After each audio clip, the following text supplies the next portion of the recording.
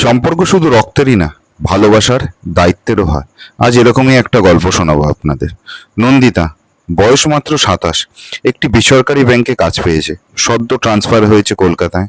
নিজের মতো করে ছোট্ট একটা ঘর ভাড়া নিয়েছে যাদবপুরে।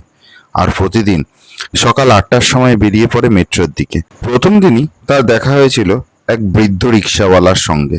চামড়া কুঁচকে গেছে, সাদা দাড়ি, কিন্তু চোখে ছিল অদ্ভুত শান্তির ছোঁয়া। বাবলি, কোথায় যাবে? গড়িয়া মেট্রো কাকু। চলো, বসে পড়ো, আরাম করে পৌঁছে দেবো।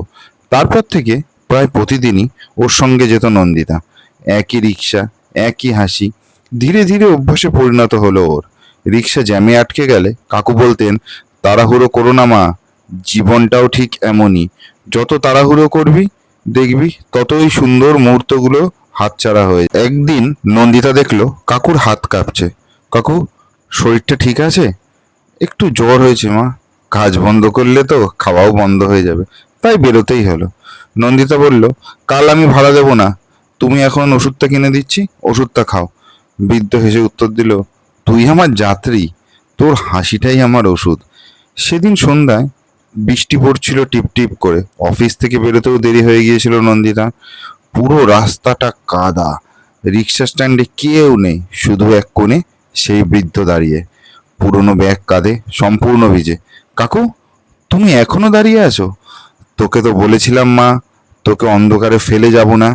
রিকশায় বসে নন্দিতা দেখলো কাকু তখনও কাঁপছে, কিন্তু নিজের ছাতাটা ধরে রেখেছে এমনভাবে যেন তার মেয়ে মানে নন্দিতা ভিজে না যায়।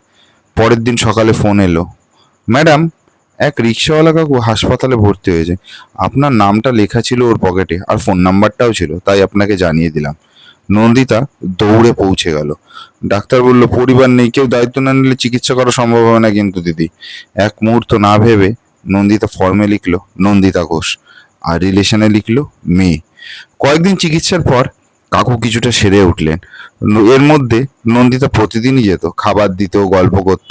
একদিন কাকু হেসে বললেন, তোর বাবা থাকলে হয়তো এরকম করেই তোর জন্য চিন্তা করতো। নন্দিতা চুপ হয়ে রইল, কারণ ওর বাবা তো ছোটবেলাতেই ওকে ছেড়ে চলে গেছে অন্য জগতে। এরপর থেকে এরপর থেকে নন্দিতা ওনাকে আর কাকু নয়, বাবার মতোই দেখতে লাগলেন। ওই বৃদ্ধই হয়ে উঠলেন ওর হারানো আশ্রয়। নন্দিতা নিজের টাকা দিয়ে একটা নতুন রিক্সা কিনে দিল। তারপর ওনাকে বললেন, এবার একটু বিশ্রাম নাও, অনেক তো কাজ করলে সারা জীবন। সময়ের সঙ্গে সঙ্গে এই সম্পর্ক একটা নতুন অর্থ পেল। নন্দিতা কয়েকজন বন্ধুর সঙ্গে মিলে একটা ছোট্ট ট্রাস্ট খুলল, চলো বাড়ি ফিরি ফাউন্ডেশন, যেখানে শহরের বৃদ্ধ রিক্সাওয়ালা, ঠেলাওয়ালা, গাড়ি চালকেরা বিনামূল্যে খাওয়ার আর ওষুধ পাবে।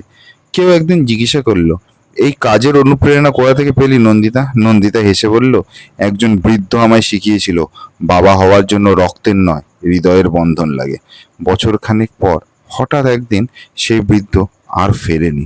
নন্দিতা তার রিক্সার হাতলে ফুল রেখে একটা কাগজে লিখে রেখেছিল, ধন্যবাদ বাবা, তুমি আমায় শিখিয়েছো সম্পর্ক জন্মে না রক্তে, জন্মায় করুণায়। আজও নন্দিতার ট্রাস্টের সামনে সেই রিক্সাটা রাখা আছে।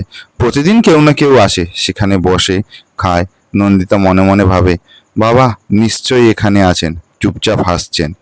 শেষে একটা কথাই বলা যায়, সব সম্পর্ক কিন্তু রক্ত দিয়ে গড়ে ওঠে না। কখনো কখনো এক ফোঁটা মমতা, একটুখানি সহানুভূতি, আর একজোড়া ক্লান্ত চোখের হাসি মানুষকে নতুন করে বাঁচতে শেখায়। গল্পটা যদি ভালো লাগে একটা লাইক করে চ্যানেলটা অবশ্যই সাবস্ক্রাইব করে দেবেন। ধন্যবাদ।